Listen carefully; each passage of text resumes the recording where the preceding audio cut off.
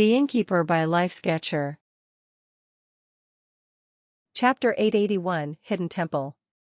A fleet of Alliance ships was approaching BGY 987 from a distance. Their arrival had been slowed down because on multiple occasions they encountered territories and planets which, according to their intel, were under their control and progress was good. However, reality was that all Alliance forces were being heavily suppressed with all communication cut off. While there was no overwhelming loss, this anomaly was so massive that a report to the Henali had been dispatched. What conclusion they would draw, and how they would react, was not something the Alliance could speculate, but they were sure that there would definitely be some kind of reaction.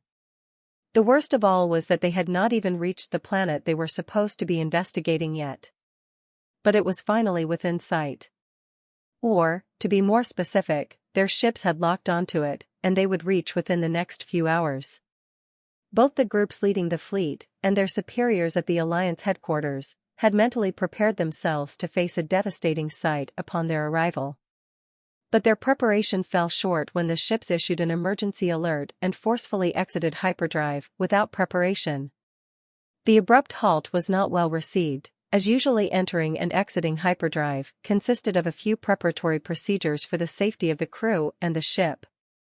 A forceful exit such as this one caused the entire fleet to sustain damage in many of their crucial areas, not to mention that the weakest members of the fleet became extremely sick and fell unconscious, with many at the risk of death. "What the hell just happened?" a captain of one of the ships screamed, but then froze as he looked at the screens in front of him. In front of the ships was a void, and that was not referring to the void of space. It was an ever-expanding emptiness that was consuming the space around it. Let alone this region, but the entire cosmic cloud faced the threat of destruction if it was not controlled. Report to headquarters. "But first, turn this ship around," the captain yelled, doing his best to control his trembling body. But he couldn't. The void was growing too quickly, and the repercussions of this would most likely be felt on every single battlefield. The ring on his finger, which contained pelvalin, began to crack, and his spatial bangle began to tremble. His pants began to disintegrate as his clothes were no obstacle to the weight of the void.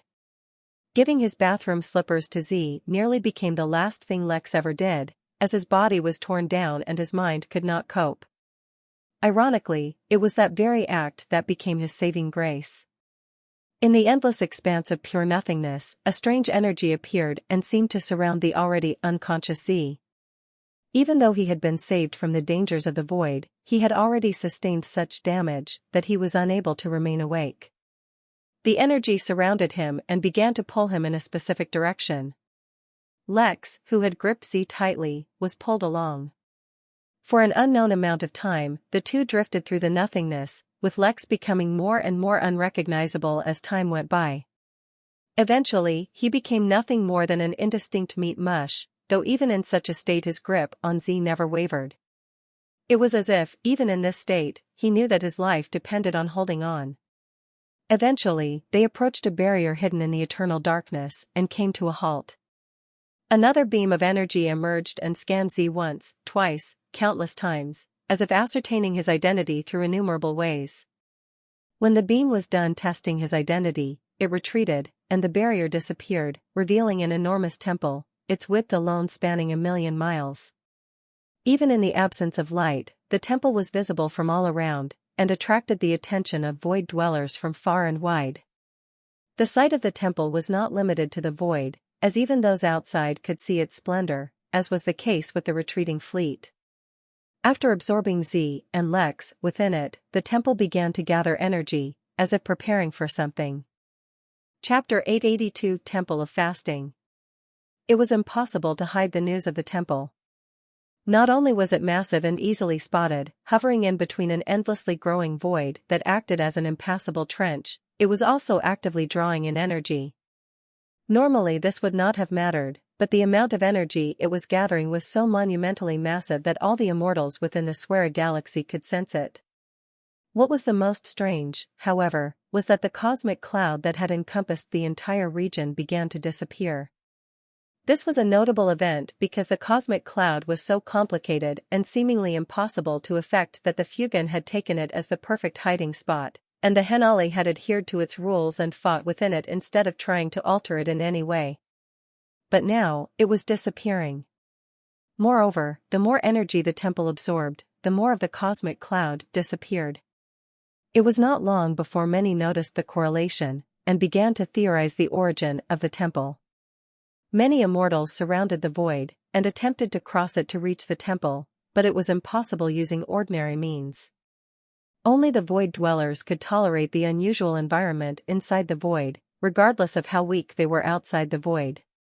The ironic thing about them was that they were much stronger within the void, but sought to escape it regardless of the price they had to pay. In the present circumstance, that price became death.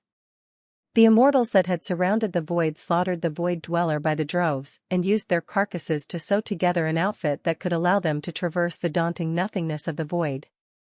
Even the Fuegan were unable to gain entry. That's when another rumor spread. Apparently, the appearance of this temple had something to do with the Midnight Inn. After all, it was the representative of the Inn who alerted the Alliance about the anomaly on that planet. Most of the Origin realm still had not heard of the Midnight Inn, but now they all raced to learn about it. Yet those who already knew of it were left feeling like there may be some truth to the rumors. After all, the golden keys, which would always take their guests to the inn without fail, stopped working. No one was able to enter the inn, although those inside could still exit. Although many defended the inn, saying that for 6 months already they had announced that the inn would close in advance, many still speculated, and looked towards the inn with greed.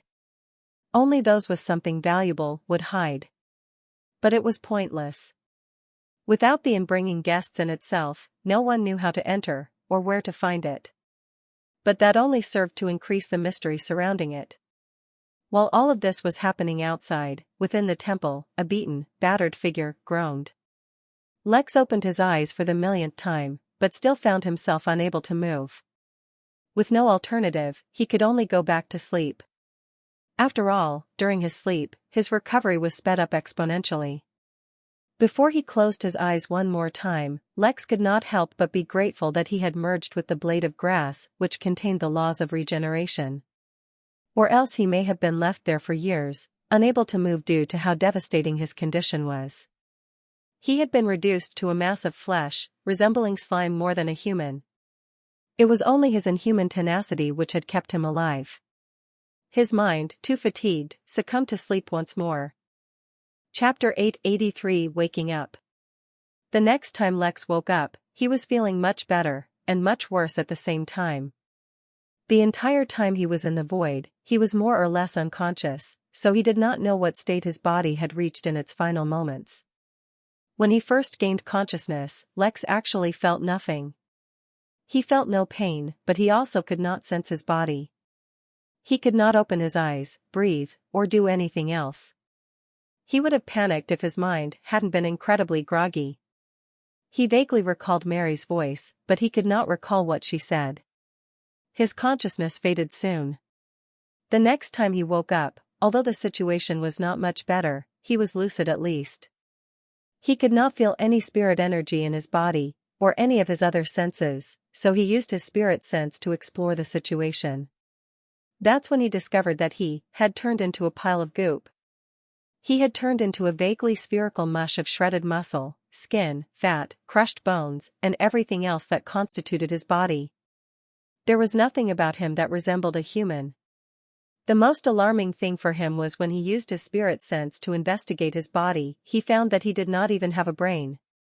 For a moment, Lex thought he was dead, and had come back as a ghost. But eventually he realized that his consciousness was still linked to the deformed meatball he had turned into, and investigated further. While the rest of his body had been thoroughly pulverized, he discovered that at the very center of his being, his golden core remained intact. It looked dull, and as if it had suffered somewhere, but otherwise was fine. There wasn't even a crack on it. But, beside his core, there were also a few items, and they had not survived unharmed the way his core had. Pelvalin's ring was covered in cracks, and seemed on the verge of breaking. So too was the case with his spatial bangle, though his necklace, which carried the silent wanderer, had fared better. His body once again looked somewhat human, and he had reformed much of his muscles and inner organs. His bones were also reforming once again.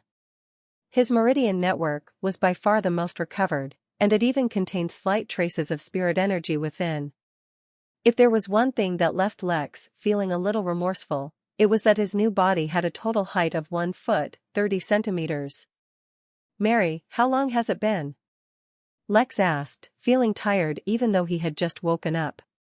"It's been an entire month since we last talked," said Mary, a hesitation in her voice. "Lex, before you fall asleep again, there's something really important we need to discuss. It's about Velma and some devils." "What is it?" Lex asked, suddenly feeling alarmed. The Midnight Inn and the battalion had been targeted by devils, so he was especially sensitive to matters relating to them at the moment. "Well, there's a group of devils who follow a comic series she writes, apparently. Even though she uses a pseudonym, they discovered her identity. Now, all of them, a total of 33, have come to the inn and are constantly proposing to her. What's worse, she apparently had many hidden admirers. Once they discovered that the devils were trying to marry her, they all began proposing as well. Now, there's about 1,000 guests following her around wherever she goes and proposing to marry her. It's causing certain problems." Delma was considering starting a harem, but fortunately Gerard returned and talked some sense into her, so she is holding off. But her suitors want to start a tournament, and claim that only the winner has the right to court her. But since you have been asleep, they can't officially start an event. Lex lost consciousness again. Chapter 884 Baby Lex. The next time Lex woke up, he felt his body was in an even better state, though he still could not control it at all. He tried opening his eyes, but he was completely unable to do so. After that failure, Lex tried to run his cultivation technique. He was sure that if he could run a few cycles of his technique regularly, he would heal much quicker. Fortunately for him, it seemed that by now his meridians, at least, were completely healed and could withstand the energy coursing through them. Although, admittedly, they did hurt when he started cultivating once again. As soon as he began cultivating, his body absorbed the energy greedily, as if it had been deprived for a very long time. As the flood of energy rushed into his body, he felt it diffuse into his newly formed muscles and organs, nourishing them. His bones were especially greedy and sucked up as much energy as he could absorb. After running a couple of cycles, Lex felt exhausted again, and so fell asleep. This turned into somewhat of a routine where he would wake up, cultivate a bit, and then fall back asleep. He could tell that he was steadily spending less and less time sleeping, and his body was becoming better and better. He lost count of how many times this process repeated itself, with no difference except him feeling slow steady progress in his healing. If he had gone by his old standards, where he would have to sleep for weeks inside the recovery pod just to heal, then it might have taken Lex years to heal to this extent without the pod. Eventually there came a time where Lex woke up and felt something significantly different. That was that feeling had returned to him. He could smell the air, feel the breeze, hear the world. Unfortunately, he could also feel pain. He found himself in a small, rectangular room with 4 pillars in the middle, forming a square in the center of the room. Outside the pillars, the floor was padded with a few walkways, as if designed for sitting on the floor. Within the pillars was an arena, 1 step down, made of 1 massive slab of stone. There were no doors or windows in the room, but it was well lit. Lex seemed to be alone, for now, and was not in any danger. Just to be safe, Lex did not explore the room just yet. He touched his spatial bangle and withdrew the blazer of his stealth suit and wore it like an oversized robe. He had no choice, as he had no clothes that fit him. He also took out some food, spirit stones, spirit liquid, and some ores he had collected to use if ever he needed to reward Pelvalin. During these past few days, he had tried to communicate with the ring, but received no response. However, he could feel that the spirit within had not died, it was just incredibly weak. He placed the rings on the ore, aware that the ring would absorb them on its own, strengthening itself. With nothing else to do, he began to eat and then failed. He could not exert any real strength with his new body yet, and had apparently not grown out his teeth as of yet. As a result, he could not eat anything. He had no choice but to replace the food with some exceptionally soft spirit fruits he had collected for Kenta to use in his cooking. Although eating was a little difficult, he managed. That's when he realized that his stomach had become a bottomless pit. No matter what he ate, or how much of it he ate, he did not feel full at all. It was as if his body was instantly using it to nourish his body. As he felt his fatigue returning, he made a small bed for himself of spirit stones, and applied the spirit water to his body the way one applies cologne. He knew that the key to his recovery was absorbing as much energy as possible, so he was determined to speed up the process as much as he could. Soon after, the baby-sized Lex fell asleep once more. Chapter 885 Evaluation. Hello. I don't know if any of you saw, but yesterday I received my first ever golden gachapon. We also hit 4 million views. I've hit a number of milestones that I never expected when writing this book, but each one is more meaningful than the last because this was initially such a mindless pursuit of mine. Nevertheless, I am incredibly grateful to all of you who send big gifts and small gifts alike, and those who support me with unlocks, votes, and comments at any time. I'm aware that my story is imperfect, but I am thankful to everyone who has stuck with me so far as I try my best to improve it, day by day. It makes the task of writing feel so much easier, and a lot more satisfying when I press that submit button. That's all I wanted to say FRTBH. We now return to our regularly scheduled programming. In the early hour of 3 in the morning, baby Straga awoke in an unfamiliar place. A dark, yet very spacious and fancy bedroom, in the largest bed he had ever seen, and lying underneath the softest blankets imaginable. He almost wanted to go back to sleep, but children famously have nothing if not an abundance of energy, and dragon children even more so. Rubbing his eyes, the young boy looked around his surroundings and found all 11 of his parents sleeping peacefully, some snoring their lives away. He had been sleeping comfortably on his father's chest before this, and sat up while calling out to him with clear grogginess. Pa! Wake up! Like a stone statue, Abaddon's chest continued to rise and fall as he slumbered. Straga used his small, pudgy hands and started trying to pull various sections of Abaddon's nose and lips. Unfortunately, he learned that his father could sleep through anything just shy of a literal attack. Coincidentally, he was just like Becca, who just so happened to be sleeping cradled underneath his left arm. Straga tried to wake her up too, but she only muttered something about chicken legs instead, making her son giggle quietly. Crawling free, Straga made his way to another body in the bed and decided to try his luck at waking another parent. Mama! Wake up! Always the family's lightest sleeper, Lillian opened her eyes after receiving only the first nudge, and she smiled at her baby softly. Good morning, darling. Are you awake already? Uh-huh. No chance of you going back to sleep, is there? Nua. Alright then, are you just bored? Yes. Let's go play. Okay. Lillian sat up and crawled out of the bed while holding on to her youngest. Her feet had just barely touched the floor when a cool current swept through her brain, and not just her, but everyone in bed woke up begrudgingly. Audrina, ugh. Abaddon, fucking hell. Valerie, no, not now. Yay. All parents play with Straga now. The young boy threw up his arms in true bliss. Lillian hated to be the bearer of bad news, but just this once it seemed she had no choice. No, my baby. Unfortunately, it seems like we have to see some guests first. Guests play with Straga? Maybe? Go to see. Alright.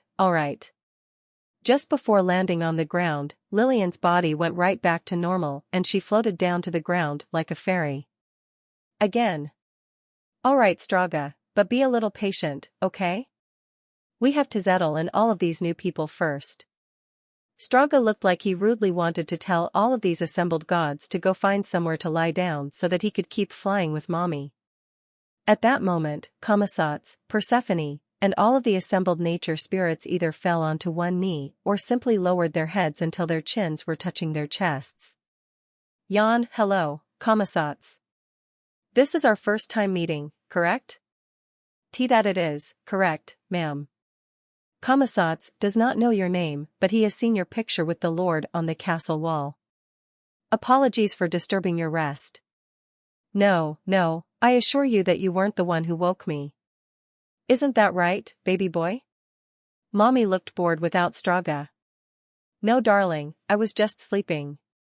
Sleep is boring. Maybe because you are young, but when you're old it becomes a necessity. Straga will never get old. You're older than me though, technically. You are one of his, yes? This time, a familiar man stepped forward to make his presence known. Wearing his usual white suit and face paint, it was almost impossible for anyone not to recognize Papa Legba. I am his as he is mine. Lillian said flatly. Apologies, Ti-Fi. I meant no disrespect. Which one might you be? A loud and boisterous man leapt to the front of the crowd, the same one from before who was arguing with Kamisats earlier. My name is Lillian Tathamet. This is my son, Straga. Yo. In an instant, the youngest child captured the attention of almost all of the gods in attendance. His cheeks were chubby. His hair was soft and fluffy. And just look at his little legs. However, there was at least one person who would not be so moved by such biblical-level cuteness. The woman from earlier stepped forward, her discordant flaming hair acting as an indicator of her identity. Is the dragon not coming to meet us himself? I was expecting him to be a more courteous host, but it seems I was mistaken. Lillian tilted her head when she felt an unusual amount of irritation trying to take root in her after listening to this woman's words. Luckily, transcendent dragons were immune to all forms of mind control, so she felt no more than an itch in the back of her brain. My husband will address you all in the morning, after he wakes. In the meantime, I'll be in charge of getting you settled. Would you gods like to live together, or in isolation? A number of gods tilted their heads like they didn't understand. Lillian pointed towards the sky and the eyes of all of the gods followed her finger. Out of nowhere, multiple large landmasses appeared in the sky, right beside the floating continent. You all didn't think we were going to let you stay in the spirit's domain, did you? Lillian giggled. These lands are preserved for them specifically, as they are this world's original inhabitants. You may not stay here without their say-so. And we say no. Here. Banish the ugly gods. Girls, please. Lillian admonished with a smile. The childish yet beautiful nature spirits fell silent, but they still continued to shoot the gathered gods the finger. Another wave of veins bulged in their foreheads and Lillian fought back the urge to laugh outright. Well, I suppose you are in need of a bit of a better welcome. Would you like to have a tour of the home that our family has created? Chapter 886, Working with Babies. Fighting could be barbaric, or it could be beautiful. It could be precise and meticulously planned, or it could be completely intuitive. Lex had seen many people whose fighting styles had left an impression on him. Giselle, for example, was an exceptionally deadly fighter, yet her each and every movement was filled with grace and elegance. Even killing became an art when she did it. She was an unstoppable force, but a very fluid one as well. Alexander was also someone who had his own distinct fighting style. Every attack, parry, block, or dodge was tinged with the aura of exceptional experience. To even fight with him, one would actually have to be much superior to him in either skill, which was unlikely, or surpass him by a large margin in strength and speed. Only then could an actual fight occur. Otherwise, if anyone were even remotely close to him in ability, his endless experience would result in Alexander ending the fight in just a couple of moves. Marlowe gave one the impression that he would fight like a barbarian, but he was actually a very intelligent fighter. His every move was thoroughly thought out, yet designed to deceive. Everyone would bring their own personality into their fighting style, regardless of the type of combat they had learned. This was why there was a difference even between two people with a similar level of mastery of the same fighting style. Lex's fighting style also depicted his mental state at the moment. It was extremely brutal and lethal, yet it was not wasteful at all. It was brutal because it leveraged his absurd physical strength. It was lethal because he only struck at his enemy's weak points. It was efficient because he did not need to attack a single enemy twice. Like a child on a sugar rush let loose in a playground, Lex bounced from one corner of the arena to another, the massive sword not impeding him in the slightest. He was like a tiny, cute hurricane, leaving only destruction in its wake. Lex was only getting warmed up when, upon destroying 10 armors at the same time, new ones stopped appearing, giving Lex an unneeded respite. The being was thin and humanoid, wearing a white sleeveless robe with yellow borders. It had grayish-blue skin, unusually long fingers, and an oval face. It had no hair, but the top of its head was unusually shaped, as if its skull itself was forming a hairstyle. You are in the Temple of Fasting. This is a divine place where one can improve themselves through trials of fire and blood. Only the most noble and notable figures throughout history were allowed to enter this place. Count your blessings that you are among them. Lex did not respond immediately, but instead studied the figure for a while. He was not startled by the appearance of the projection. Instead, he was wondering why it had not appeared earlier. I only said so, because this place seemed so abandoned. Is there no one else here? I had a companion, but I can't seem to find them. Do you know where he might be? The figure clicked his tongue as he looked down at Lex with derision, but eventually answered anyway. Of course, this place is empty. It has been hidden away, for reasons that you have no business knowing. But even so, a heavy destiny has been placed upon your shoulders, little one. As a companion to a descendant of His Majesty, and as someone who has a sufficient evaluation, I must bequeath a task unto you of grave importance. Completing the task will also bring you closer to reuniting with your companion. So you know where Z is? I don't mind helping you out, but I need to know the situation first, starting with where Z is, who is his ancestor, and why do you need my help? The figure looked like he was about to snap at Lex, but then closed his eyes and took a deep breath. This is why I hate working with babies, he muttered under his breath. Chapter 887, The Best in the Universe. Lex controlled his emotions, though he felt especially triggered upon being called a baby. But he understood that he literally could not blame the projection, for he literally had a bone age of a few months. Follow me as I explain things, the projection said, rubbing its forehead. Lex felt the projection was being unnecessarily dramatic. Why was answering a few questions such a hassle? Nevertheless, as the projection began to walk through the halls, Lex followed. The Temple of Fasting is a special place, but for certain reasons, I cannot get into the details of it. All I can say is that it was hidden away for good reason. Although being discovered was somewhat unanticipated, it is still acceptable. What was completely unexpected was that the temple sensed your companion was closely related to a very notable figure, and thus brought him in. After all, it is his right. But the opening of the temple created a momentary weakness in its otherwise impenetrable defense. Besides you two, who were welcomed in on purpose, a few other entities have also entered. Among them, one is a living curse that is partially sealed, one is a broken law that has gained life, 3 of them are devils, and the last one is the most problematic. The last one is a divine projection of a deity. Do you understand? Because of you two, the temple is now in serious jeopardy. For both the sake of your entire realm and the temple, the deity at least needs to be killed immediately. Unfortunately, the temple has no living guards left. I can only rely on you. How can you aid in my training? Lex asked as he considered the viability of his plan. Although he did not have a way to prove the projections boast about the temple being the best place for humans to train, it would be useful for him and his workers, even if its results were above average. The projection turned and gave Lex another derisive look. There is nothing the temple cannot train you in. We're here. Step onto the platform and you will be scanned again. Let's see what you need training in. To reach the deity, you will need to pass 7, maybe 8 levels of the temple, based on how quickly the deity can move. Besides your own skills and talents, one of the things I will have the temple train you in is how to combat deities. I wouldn't want you to catch up, only to be stunned by the aura of the deity. In a new room that looked much like an auditorium, Lex stepped onto the slightly raised, circular platform the projection was pointing towards.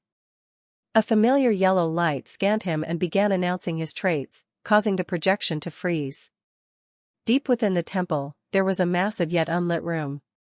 At the head of this room was a large statue of a being with the upper body of a woman, her countenance majestic and holy, garbed in a resplendent dress, and the lower body of a snake, giving her a blend of ethereal beauty and serpentine grace.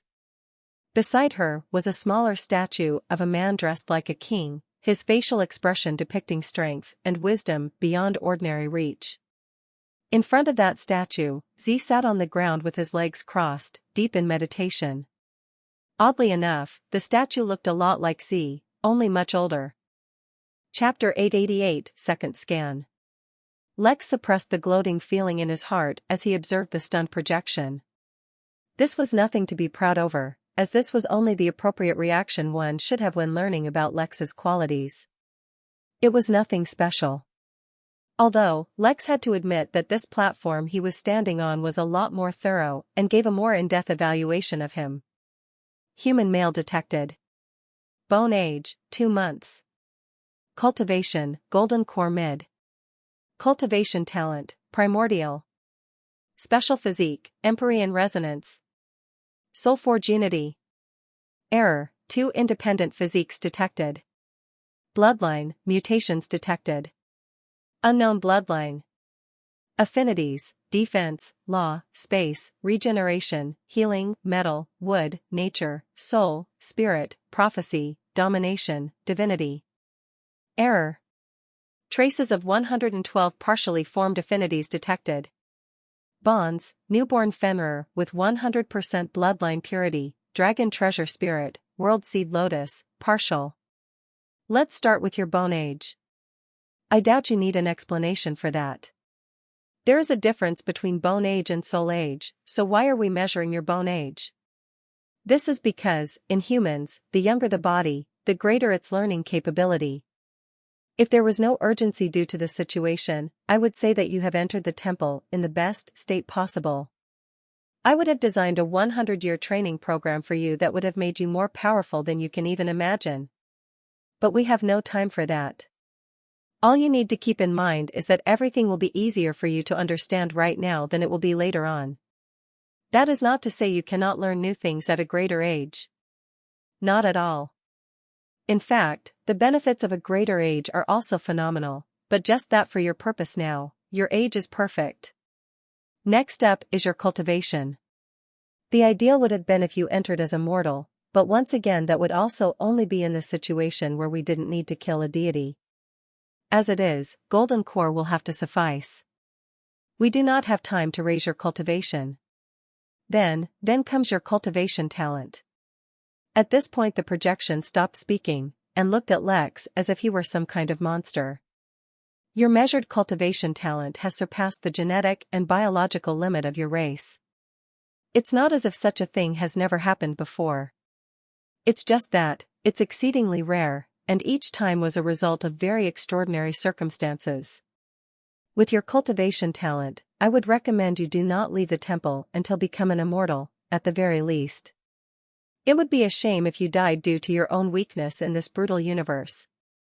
The projection paused once again, its thoughts unknown. Eventually, it continued speaking as if it no longer wished to dwell on the topic it seemed to have brought back bad memories. The next is your physique. This is very unusual, as you seem to have 2 different physiques, or possibly even more. But the scanner is having an issue because it's impossible to have more than one physique, as you only have one body. What the scanner is detecting are the associated abilities of each physique. Both of them are exceptionally rare, so to see them together is mind-boggling. The first is the Empyrean resonance. I must say that this is one of the most sought-after physiques in the universe in every single race. Unfortunately, its result is not always good for the one who has it.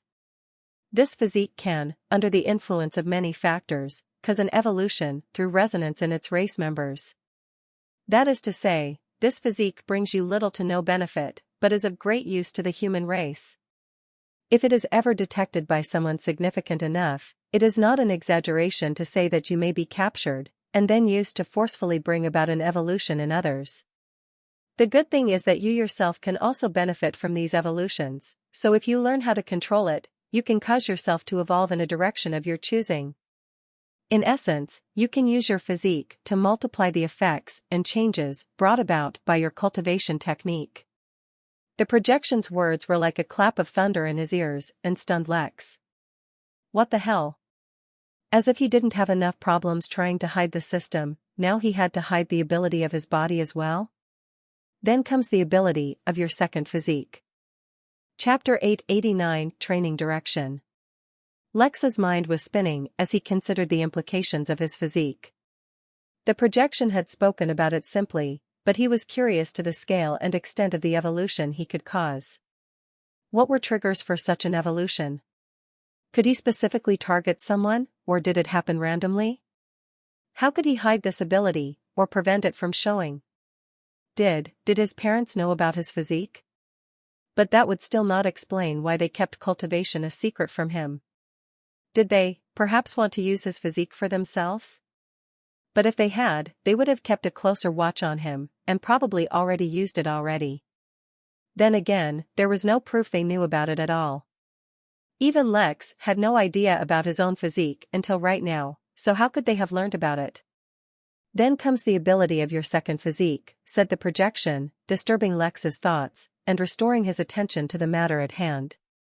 Soulforge unity is also exceptionally rare, but it has its benefits and drawbacks. If you don't have an appropriate cultivation technique, it could be harmful for you.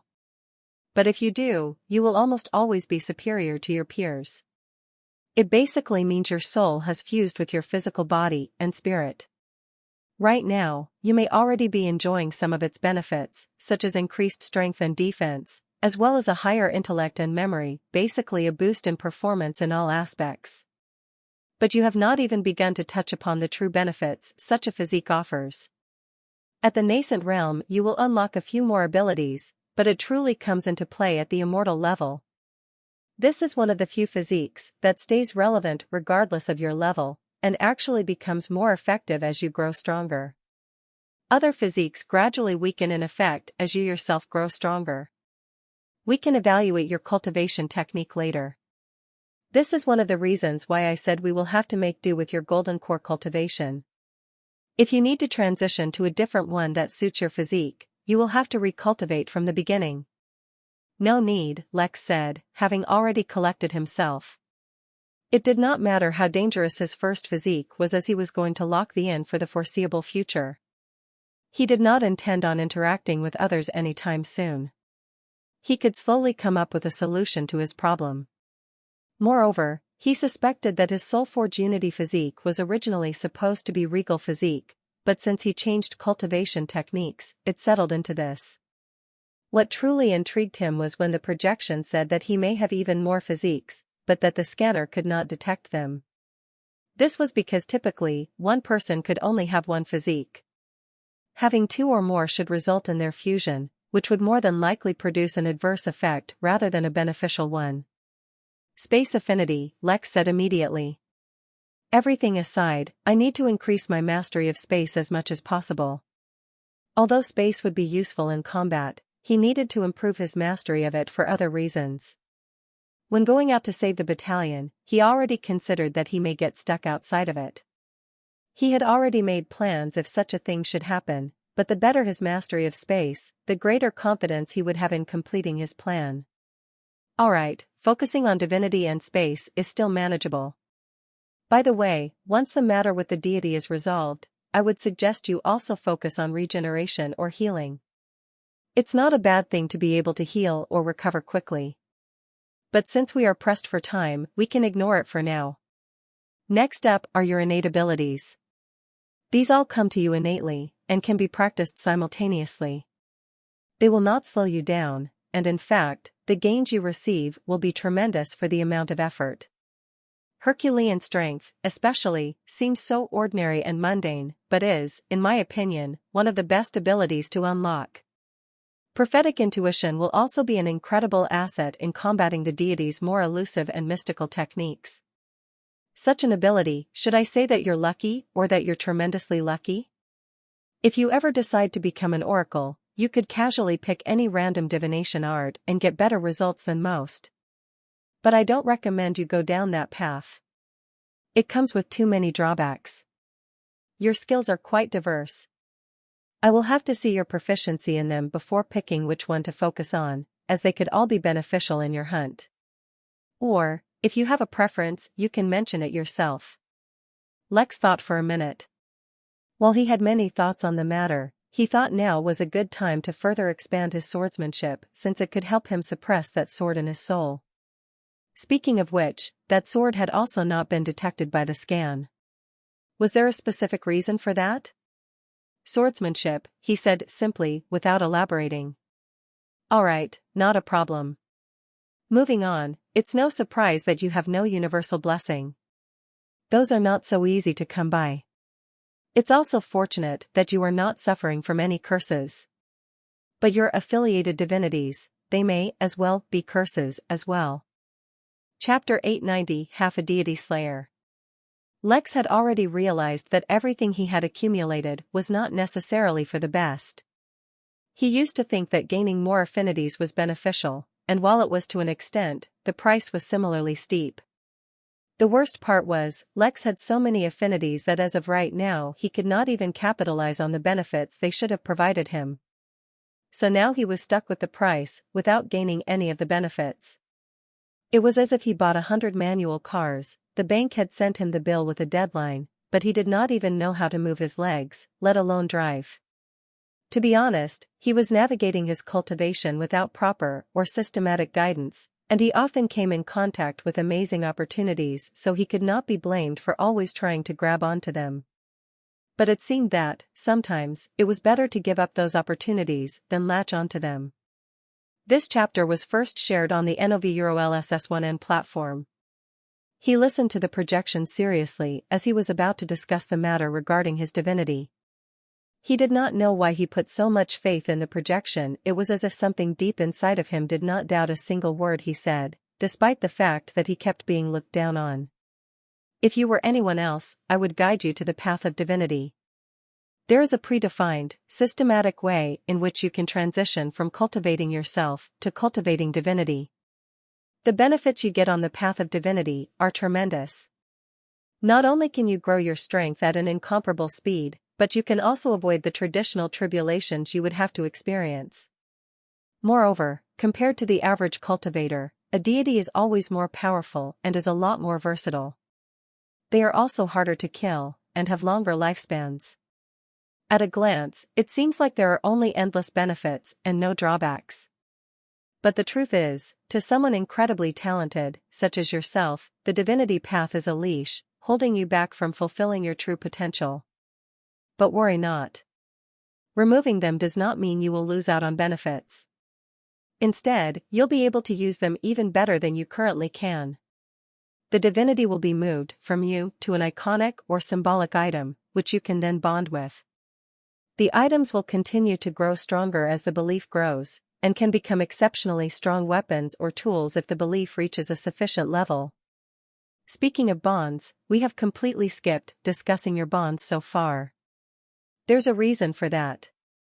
Typically, bonded items and creatures don't directly increase your own strength. While you have some unusual bonds, that seems to be the case for you as well.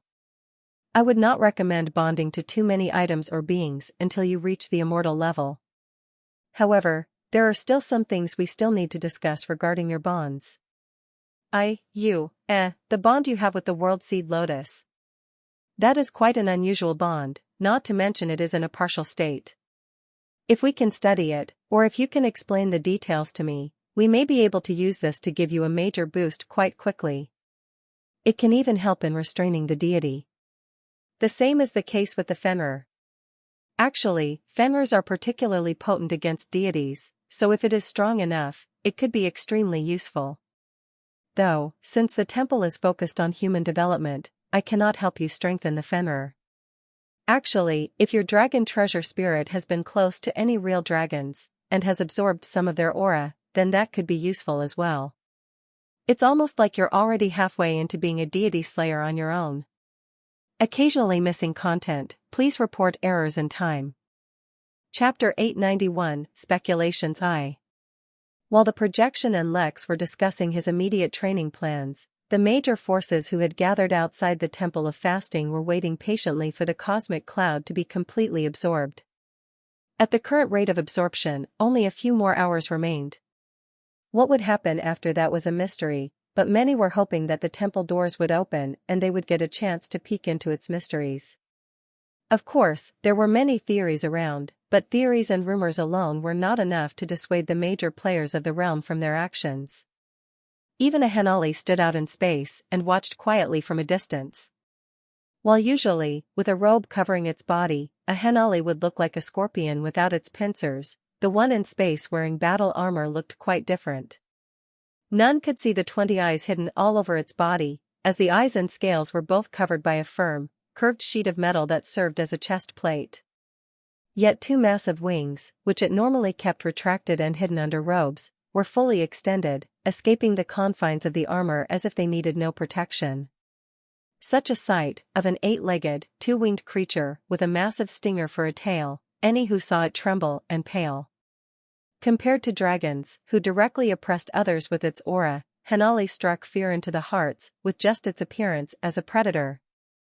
But at the same time, there were many who could suppress that fear, or simply knew better about the situation. Dragons, deities, devils, elves, angels, and more had gathered together, and even more watched from afar. Rocketfellow happened to be one of those who was watching from afar. His dark room was empty now, as all the other viewers had departed. The zealot had given a good, entertaining performance, and the sight of a human pinning down a deity was quite refreshing, but none of them could wait around for months for a final resolution. Besides, a majority of the battalion had already escaped, so what did it matter if one or two of them died in the void, or somehow made it into the temple? But Rocketfellow did not think the show was over. No, instead he had spent the last few months thinking about what really happened, and what this all meant. In the final moment, right as his formations around the planet were destroyed, he detected a curse hidden deep inside the planet being set free. A number of helpers were standing awaiting Rocketfellow's arrival, and as soon as he appeared, they began to prepare him. He wore a special kind of armor and clothing that would ensure that he did not immediately die in case his father showed a minor fluctuation in aura. Even though a Tao Lord could control their aura perfectly, no level of precaution was too little when facing a being of such a high level. Bundled up like a newborn baby about to enter the freezing cold, the devil was finally led to the room where he was to meet his father. Yet the moment he entered, he saw not only his father, but also the Tao Lord Balaam. "Greetings, seniors," Rocketfellow said as he kneeled immediately and turned his gaze to the floor. One must not look at a Tao Lord without permission.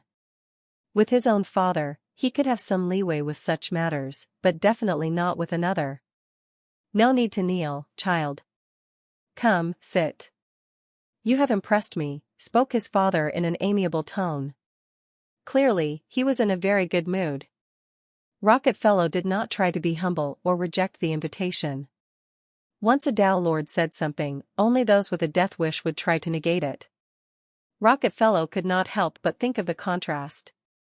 He had met the Innkeeper a few times, but for some reason each time he forgot the deep-seated reverence he was supposed to feel, as well as the fear. The warmth of the Innkeeper naturally made it so one would be comfortable in his presence. Until this very moment, he had never noticed how easily the very presence of a Tao Lord could affect his mentality and thought process. Chapter 892, Speculations 2. Without saying a word, or any superfluous actions, Rocketfellow walked up to his father and sat down beside, exactly where he had pointed to earlier. Even still, his gaze was towards the ground as he dared not look up without instruction. "Can you guess why it is that I have called you here?" his father asked, casually. The Tao Lord was seated right beside him, left leg resting on his right knee, his arms spread wide on the arch of the sofa. Balaam, the other Devil Dao Lord, was standing across the room sipping a drink, smiling similarly. Whatever the occasion was, it was a good one. Does it have to do with my actions against midnight? Rocket Fellow asked, aware that in truth it could be absolutely anything. But in this particular instance, he was right. Indeed. Do you know what that temple is? According to what I've learned, it is the temple of fasting. Correct again. Do you know who that temple belongs to? I have not been able to get a definitive answer. Rocket Fellow was doing his best to keep his mind from reeling as he understood the scale of the game that he had unwittingly entered. Who is she? He managed to ask, knowing full well it was a pointless question, the answer to which he would soon forget. Who else backs up the humans, and all humanoid races, so openly in the realm wars? It is Nuwa. In the void behind space, right in front of the Temple of Fasting, stood Ripley, the auditor from the Versailles Bank. He was writing something on his clipboard when the temple finally consumed the entire cosmic cloud, and then disappeared. It happened instantly, and without any fanfare. At the same time, all record of the temple having been there was wiped across the entire realm. Only in the memory of a few beings, as well as on the paper attached to his clipboard, was the mention of the temple retained. For a few seconds, Ripley did nothing, and continued to stare at the place the temple had just been. Eventually, he could not help but sigh, and he took out a special device that linked him back to the local branch. Please forward my initial audit review. The mortgage agreement for the Origin realm needs to be renegotiated. I don't doubt the Hanali's capability to stick to the agreed terms, or rather, their intention to stick to it.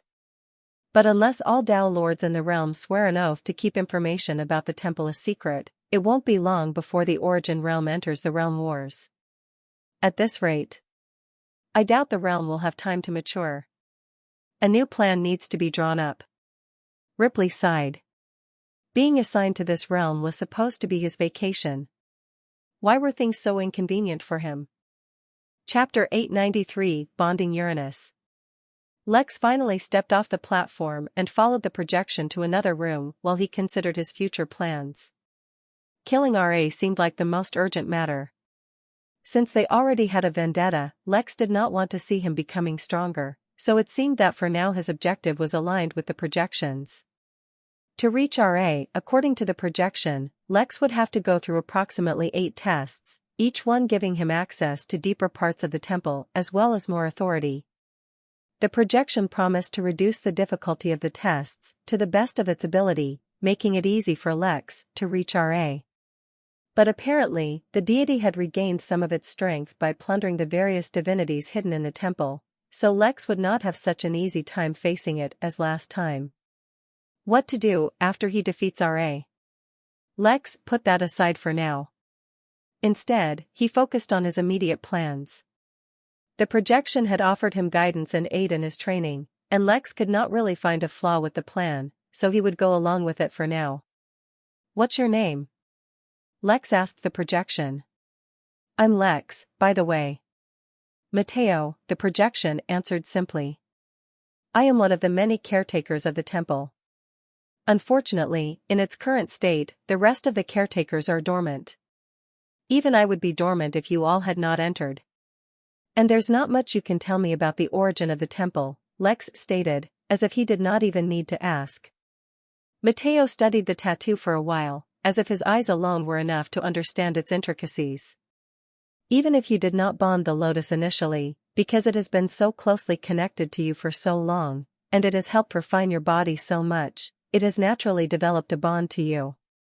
But since neither of you have ever purposely tried to connect the bond, it is only partial. My recommendation to you is that you try to build the bond. In the short term, it will be tremendously beneficial to you. But in the long term, even the lotus will benefit from it. When a world seed lotus blooms into a world, its consciousness will fall asleep, and eventually fade. The world will then gain a new sentience of its own. But if it is bonded with you, it can use that bond to help prevent it from falling asleep. That will naturally ensure that its consciousness is not replaced. Lex frowned. Although there were about 499,999 years until the lotus bloomed, he was already quite attached to it.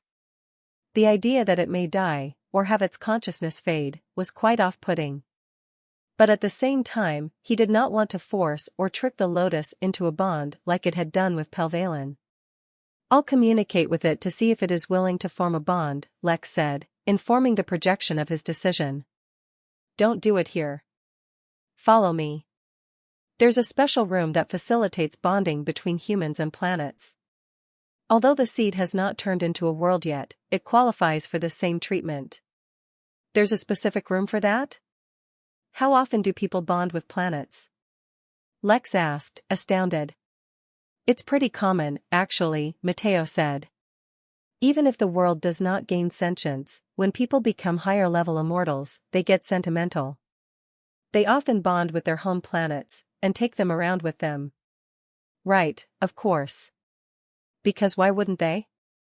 Lex asked, his mind already filled with different ideas about going back to the solar system and bonding with Uranus when the time came. Chapter 894 Boulder Bath.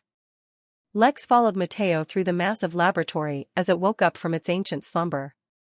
There seemed to be a noticeable lag in response, as certain doors opened after half a second, and the lights flickered on just a moment after they had already entered a room.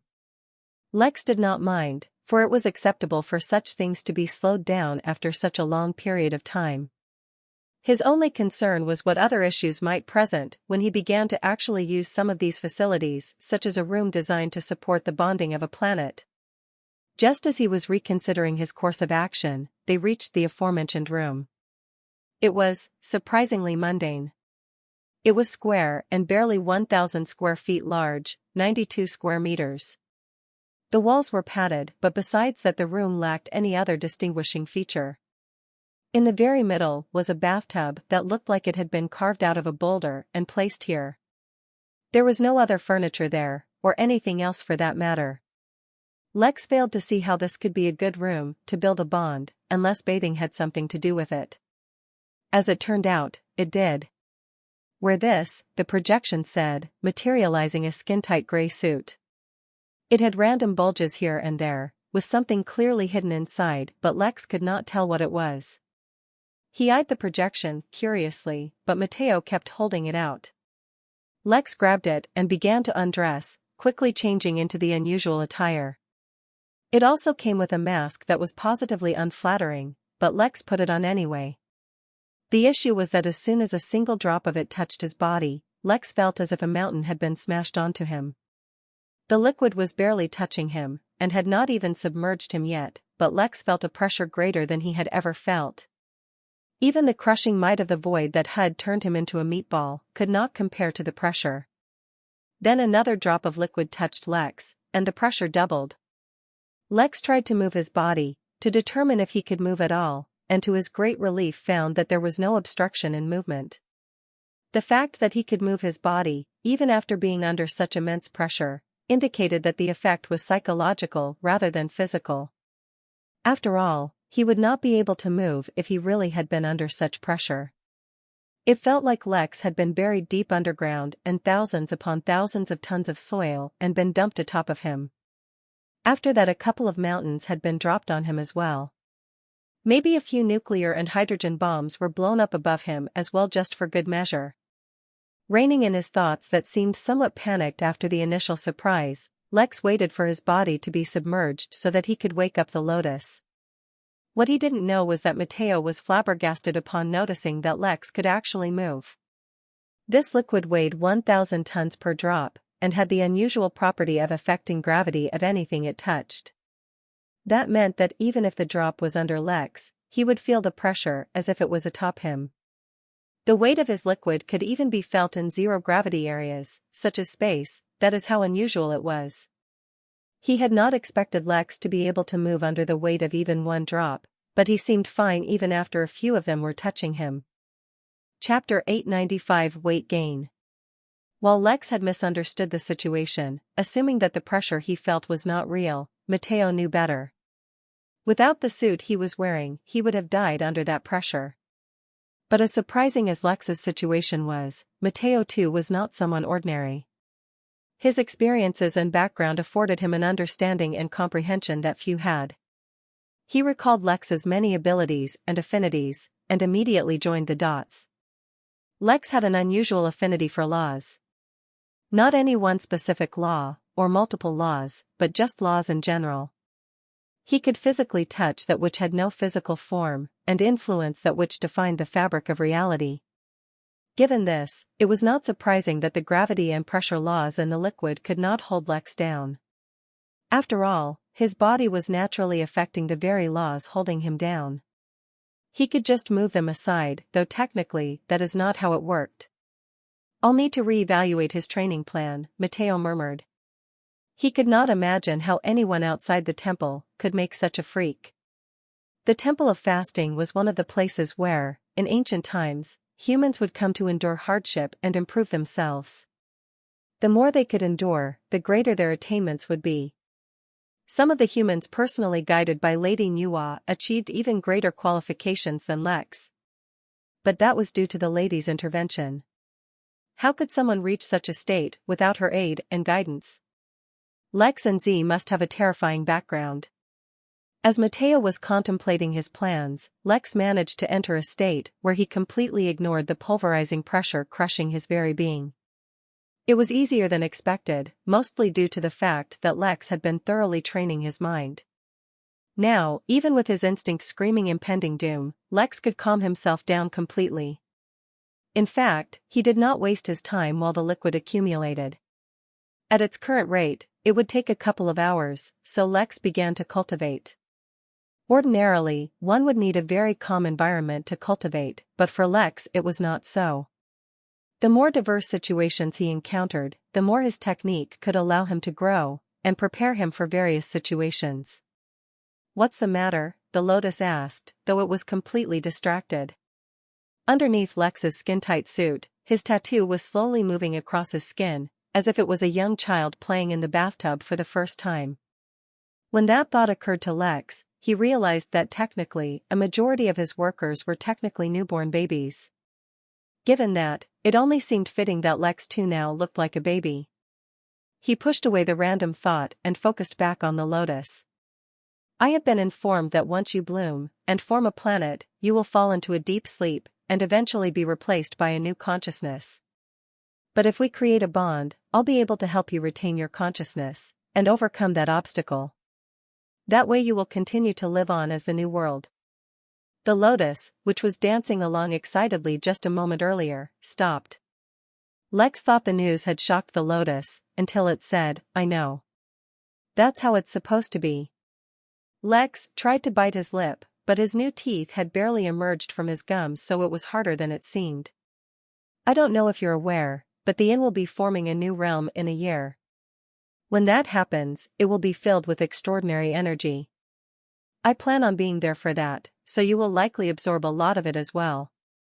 I don't know how that will affect you, but I think it will definitely speed up your blooming process. If you can continue to live, I don't see a reason for you to give up so easily." But. The lotus was having a tough time putting words to its thoughts. It was filled with both elation and a certain dread. Chapter 896 Bonding. Lex could not see the lotus with his eyes, but sensing it with his spirit sense was almost the same. In fact, to a degree, it allowed him to see the lotus a lot better, and detect minor details he would have missed if he relied on ordinary eyesight. Usually, in his interactions with the lotus, he was the one in need of help. At times like that, the lotus presented itself very maturely and competently, making Lex forget that it was a newborn. Actually, technically, it wasn't even born yet. It was the human equivalent of being in the womb. Now that the issue regarded the lotus itself, it was filled with hesitation and doubt. The previous confidence it was equipped with seemed gone, and in its place there was uncertainty and hesitation. "What are your concerns?" Lex asked, softly. "Let's talk through it." "It is my purpose," the lotus exclaimed, as if that itself was enough to explain things to Lex. "My purpose is to prepare as best as possible to give birth to the best world possible. If I evolve and grow, all the better. Since I am taking your help in fulfilling my purpose, then it is only natural that I reward you as well. Plus it is an honor to serve the needs of the Midnight Inn." The lotus, like every other entity naturally born in the inn, was an employee by default.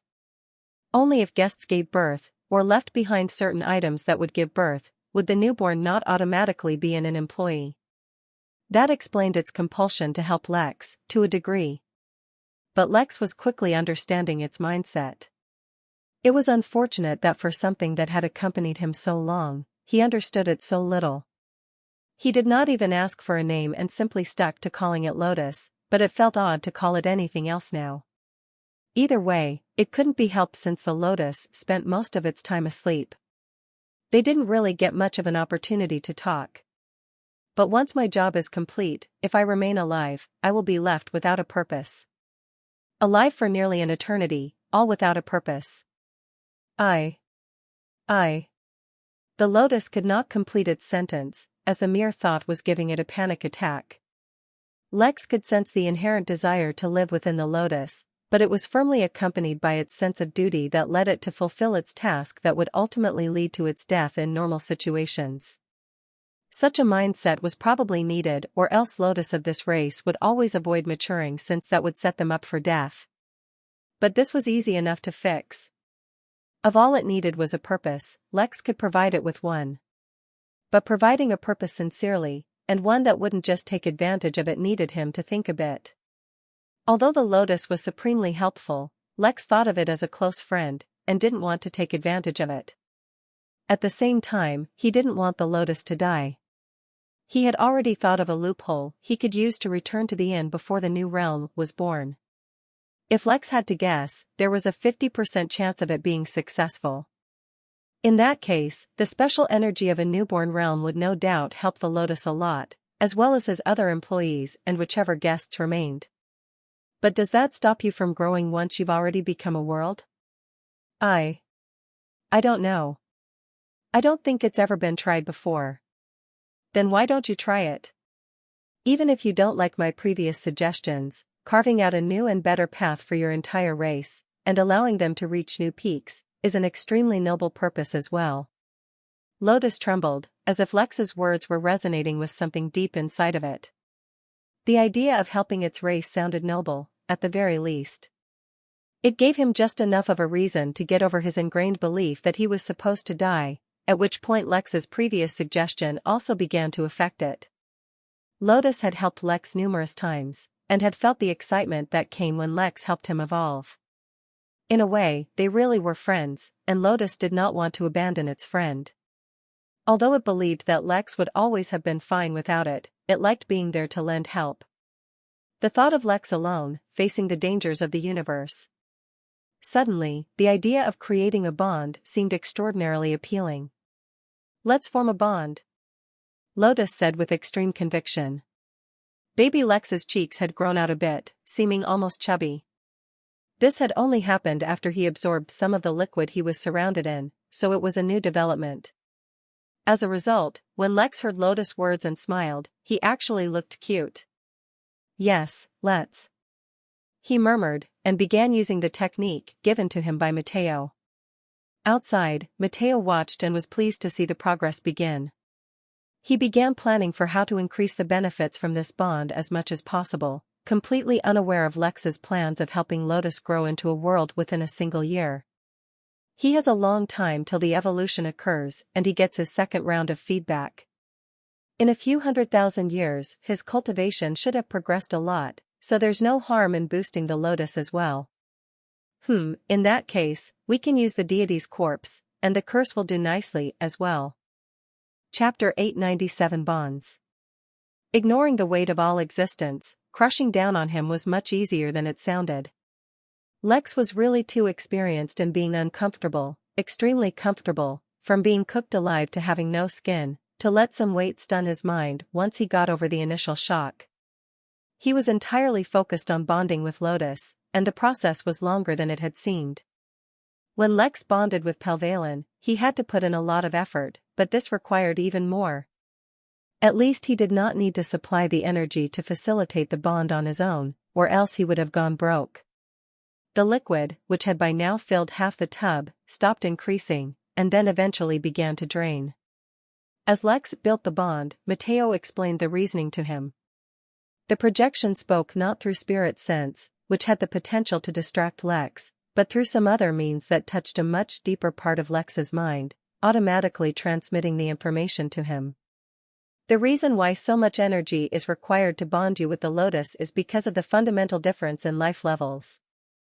This is not a difference that can be easily overcome by cultivation. Even if you became an Earth immortal, the status difference between a single human and a planet that can support endless life forms, a myriad of environments and countless rare and exotic materials is just too great. This bond will not give you too many immediate benefits, as most of the energy is used in ensuring that you both are safe even after being connected by the bond. That means the bond is very complex. But it will give you some benefits, nonetheless. For one, your body will be able to tolerate any energy that a typical planet can tolerate. So that, for a human, means you will be able to absorb about 100 million more types of energies from the environment.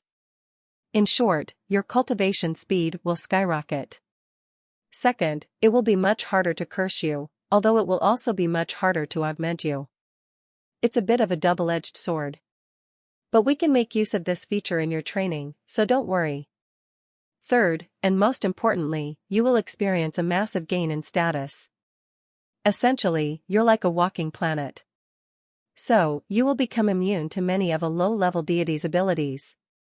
I can sense that the deity in the temple is severely weakened and injured, even after its recovery, so suffice to say, you can benefit from this advantage.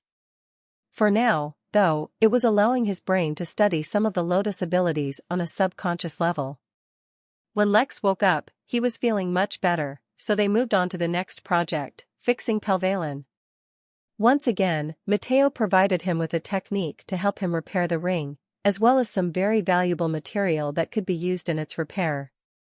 It looked like honey, and did not seem too special even when Lex touched it. But the moment Lex dipped the ring in it, he could feel its potency through his bond, and immediately began using the technique that would repair it. So you mean to tell me that an actual dragon, like a real-life living dragon, had a part of its soul merged with a budding reassure spirit, was absorbed, and then resulted in this strange spirit-dragon amalgamation that believes it was a dragon in its previous life, but retains none of the arrogance or usual personality traits of a dragon? Pel is quite timid actually, Lex said. I'm still very careful not to make the ring too strong in case it can support the entirety of the dragon's soul, so no accidents happen, but no actual incidents have happened with the ring so far. Having a former heavenly immortal with you is quite informative. I bet he even has a few ways I can fight the deity as well. Although the last time I fought RA, I didn't really need the help. Matteo was resisting the urge to rub its forehead as he absorbed this information. He had never felt threatened in his ability to guide someone before, but he was not so sure he could do better than a heavenly immortal. After all, he was simply one of the floor managers at the temple. There were countless others like him. Well, that's good for us, at least, he said once he got over the shock. I will teach you a technique that will forcefully absorb the deity's aura into the ring, depriving him not only of his aura, but also any affiliated techniques. I know you said you can resist the usual pressure of a deity's aura, but do not underestimate their abilities. They are always more versatile than any other race. They can do more with their auras than even dragons. Yeah, but that won't overcharge Pel, will it? I don't want to risk giving too much power to a former heavenly immortal. There's no guarantee that he suddenly won't flip his personality once he's strong enough. In the long term, it will. But not immediately. When it initially absorbs the aura, the spirit will actually be suppressed. Moreover, I will also give you another technique to strengthen your bond with the ring. Then it won't be so easy for it to rebel against you, should it ever decide to do so. Well, let me look at the techniques. I'll decide for myself when I face RA if I need to absorb his aura. Tell me more about your Fenrir. With such a rare pet, if you had gone down the path of Beastmaster instead of cultivation, your progress would have been astounding. But even as it is, we can make use of it. You may not know this, but the original Fenrir was actually a deity. It somehow transitioned to the cultivator's path, in ways that to this day remain a mystery, and ingrained all its previous divine powers into its bloodline. It's the universe's foremost race in hunting down deities and angels. Chapter 898 Curse. Always thought Fenrir's abilities were unusual, Lex said as he continued to focus on repairing the ring. But why does a deity need so much stealth? I thought they would focus more on increasing their strength. If your bonded Fenrir is unlocking stealth-related abilities, it is only because that is the direction he is unlocking abilities from. That does not mean there are no abilities. The Fenrir I am talking about, the original Fenrir, was born in the primary realm. Can you imagine a deity born in the first ever realm? A deity worshipped by primordials? Do you know all the powers he had? No, you don't, because they are beyond your comprehension. But all you need to know is that even so, as a deity with such immense power, it still transitioned to the cultivation path. Wow, Fenrir's ancestry is a lot grander than I thought, Lex said, genuinely admiring the pup. No wonder it was able to keep up with him in the same realm regardless of how ridiculous his own abilities became. Yes, now you know. What cultivation level is it at? NV-LBN, where every word sparks wonder. The same as mine, Lex answered offhandedly. Our bond was special. Whoever has the higher cultivation level is supposed to pull along the other, but for certain reasons, Fenrir never seems to be able to surpass mine. Have you ever practiced any joint techniques? I know fusion is out of the question for you, but joint techniques could work very well for you. There was not much for the pup to do there since the temple was focused around training humans, not beasts. Moreover, Lex would not be working on his cooperation and coordination with him for now. In the end, all it could do was follow them around groggily. Clearly it was sleepy. Now we can begin your training. But we're not going to start here. The higher your recognition at the temple, the more facilities we can use. Based on everything I've seen so far, I have full faith that you can probably cross all the tests with your existing power level as it is. Not that I've seen you fight or anything, but considering your other qualifications, I'd be surprised if you weren't. But we won't do that just yet. Instead, I will first have you pass the next 4 tests. I'll lower the difficulty just in case. At that point, you will need to undergo some training and preparation before you proceed. The projection pulled up a 2D map of the temple, with a blue dot indicating their current location and a red one indicating where RA was. Each level of the temple is barricaded, and only by having the proper authority can you officially move to the next one. The deity has used the fact that it can use divine energy to allow it to sneak past these barriers, and is currently working on the next one. I assume by the time we reach it, it will have most likely crossed the 7th barrier. The path you have to take is already marked. As you can see, the reason we're only going to have you cross the first 4 tests for now is because in the region that is unlocked by the 5th test resides the curse that accompanied you upon your arrival. That won't be much of a problem for you right now, since you can basically ignore low-level curses, and resist mid to high-level curses. But I don't want you to just skip it, but capture and subdue it. Don't think I'm taking advantage of you to do manual labor. If you can capture the curse, it can be useful to you later on. Chapter 899 First Test. Standing in front of a metal door, Lex felt a distinct lack of nervousness. The previous test he took, which evaluated him, was hardly a challenge. Even if what he was about to face was much harder, Lex was also much stronger than that. In fact, if Matteo had not specifically stated that RA had recovered his powers and was a challenge to face, Lex would have suggested directly just walking up to him and finishing the job he had left incomplete. But regardless of how awesome he felt about himself, Lex was not about to underestimate a deity. Even though things had worked out last time, it was mostly because of how overconfident RA had been in his own powers. Lex was not about to repeat Ra's mistake, which was why he was willing to train and improve himself. Besides, it wasn't as if he had anything urgent going on at the inn. As long as he returned before the transition happened in a year, he was good. But just to be safe, Lex gave himself a deadline of 10 months. There was also the threat that whatever RA did was somehow going to endanger the origin realm, but for whatever reason, that threat did not feel too real to Lex. He did not feel the urgency that Matteo was trying to convey. Maybe his prophetic instincts were acting up, or maybe Lex knew he himself would be safe since he was leaving the realm. But that last one did not sound much like him. He would not abandon everyone and run when the stakes were so considerably high. Even if he were not a hero, when it concerned the life of so many, he felt a sense of obligation. Or, he should have felt a sense of obligation according to his personality. But he didn't. Maybe it was just because he had the body of a baby. Babies didn't really care about the end of the world. He summoned forth the 8-feet-long massive sword and walked forward, prompting the metal doors to open automatically. Matteo had told him that the tests would become progressively more complex and difficult, but the first one should be easy. It would be a one-on-one fight against an automated armor at the same realm as him. He'd already done that, so there was no suspense. Due to the angle at which Lex had launched himself the second time, he immediately reached the floor the moment he crossed the armor, so he had to land and roll forward to contain the impact of his landing. By the time he turned back, the suit of armor had already leaped backwards to establish some distance between them and was pulling out its sword. Lex smiled, as if slightly amused. The battle was not difficult, and the armor was not too strong or sturdy. But it was quick for its size if it could continue to dodge Lex's attacks, despite its size. If Lex stuck just to using his physical abilities, it could take some time to finish, but he was confident he would win within the hour. Unfortunately for the armor, Lex began using his spatial affinity to warp the space around the suit, trapping it where it stood.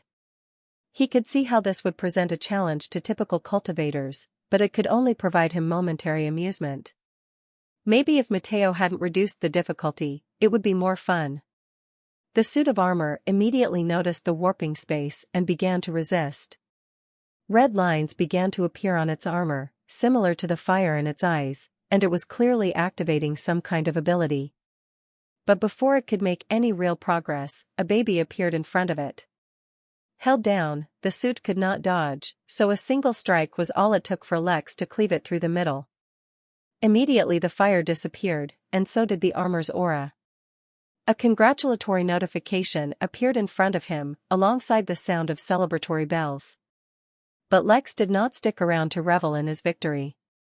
Matteo had appeared to guide him to his next test. He still had 3 more to go through today, and the projection had promised that they would begin to get challenging soon. A dim image of a sword appeared in his right eye, but quickly disappeared before Lex could notice or suppress it. Chapter 900 Second Test. Lights. Unlike the previous part of the temple, which displayed some lag in returning to life, the area that Lex entered now reacted to his presence immediately. The lights immediately turned on, and in mere moments, the smell of incense began to fill the halls. Even though this area could only be accessed after a test, the halls looked roomier and, in a way that was imperceptible if focused on, somehow more grand. It was as if by perfecting, or altering, the tiniest of details that one never even took in, the impression of this area had been improved dramatically. Clearly, this area was designed to hold more people than the first. In a way, it made sense. If anyone were to enter the temple, they would surely be in a rush to increase their authority and gain access to the better services of the inn. He did not get much time to admire the cozy ambience, for he was led directly to the entrance of the next test. There were over 1,000 different test doors, each one designed to test and award authority based on different criteria. But since the services Lex was eventually going to avail had to do with combat strength, increasing his authority this way made the most sense. The door opened with a rumble to reveal a wall of smoke, which quickly spread now that it had somewhere to go. The sound, the smell, the subtle influence of the aura from within, all were perfectly aligned to build a feeling of anticipation and suspense that went along with facing a difficult challenge. No doubt these were designed to feed upon the already existing nervousness of the contestant. Lex merely appreciated the extra effort even though it did not seem like it was needed, and walked through the wall of smoke. The smoke did not block just his vision but his spirit sense as well, but it did not surround him long. When he emerged, he found himself standing in an abandoned courtyard. Lex turned to look back, and found that the entrance through which he came was absent. In its stead was a stone arch atop a small bridge, which connected the courtyard to a complex walkway that seemed to be connected to endless other courtyards. He no longer seemed to be in the temple, but out in the open somewhere. But since Lex never felt the use of spatial laws, he could only assume that all of this was some kind of illusion. "Do you wish to begin?" The words appeared in front of him again, and Lex unhesitantly pressed yes. As if activated by his acceptance, the sky turned a shade of red, as if affected by the setting sun, and long shadows covered the courtyard he was standing in. The scene suddenly turned ominous. Lex did not see his opponent, but perhaps that was the point. He scanned the courtyard with his eyes as well as his other senses, but discovered naught but the absence of any other living being. Mateo had not warned him what the test would entail, so Lex had no choice but to explore. Since the courtyard was empty, he turned around and left, summoning his new, massive sword. Even in the silence, Lex did not hear the sprinting assassins, but he sensed their arrival, anyway. He turned around, swinging his sword once more to deflect their attacks, and finally laid eyes on two ninjas, throwing darts at him. The moment his sword blocked the darts, the dead body on the ground behind him seemed to come to life and stab towards his tiny heart with a hidden knife. Even though Lex had every confidence that the attack would never harm him, he saw no reason to let the attack even land. When the defensive suit was being made, Jeeves had a vision of the hopelessness of his enemies when they barely broke through his suit, only to be unable to harm him at all. Now, after experiencing it himself, Lex decided to add a layer to it. Why should he let the attacks even touch him in the first place? This way, his enemies would have to first overcome the obstacle of landing the hit in the first place, before they even worried about breaking through his suit. Lex manipulated space, slowing down the assassin dressed as a corpse, and jumped out of the way. He would have been fast enough to dodge on his own, but since he used space in combination with his skills to defeat the previous armor, he saw no reason to revert back to old habits. Since he was training, he should improve his combat style every opportunity he got. In the air, Lex saw the corpse assassin moving slowly, as if his entire body was moving through quicksand. Sensing an opportunity, he hurled his sword at him, reverting space back to normal, just as the blade came within range. The assassin tried to evade, but the width of the sword was too massive, and impaled him to the ground. Now he was bleeding out for real.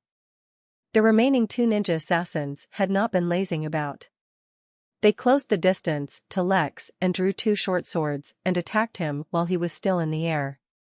A multitude of ideas crossed Lex's mind, but he settled for the simplest one. As soon as the assassins neared, Lex stretched out his hands without fear of injury, and grabbed the blade of the swords and pulled the assassins closer before they let go. Since they had attacked Lex while he was in the air, they found themselves without any support as they were pulled through the air according to Lex's whims. Lex spun, mimicking a maneuver he saw Giselle do once, and positioned the swords in such a way that they ended up stabbing the other assassin. By the time Lex landed, all three assassins were dead. It was time for the next test.